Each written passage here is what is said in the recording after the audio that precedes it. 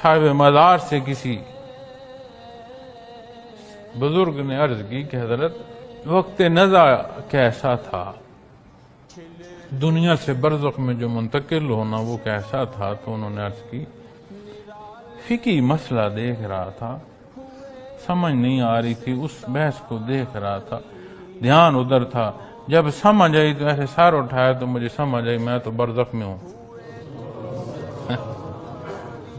اللہ کے حبیب کی جو محبت ہے وہ ان سختیوں میں بھی اس طرح بندے کو ایمان عطا کرتی ہے، اور ایسی طاقت اور ایسا کرم اللہ کا احسان عطا ہوتا ہے، وقت نزا پتہ نہیں چلا کہ میں کب دنیا میں تھا۔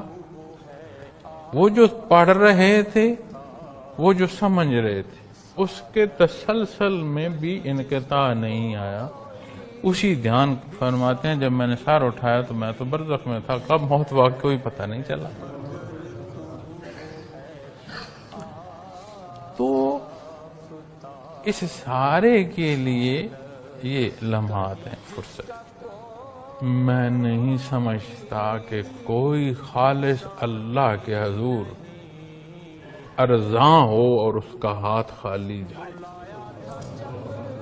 ہمارے مانگنے ہمارے چاہنے میں فرق پڑتا ہے۔ اللہ کا اختیار کر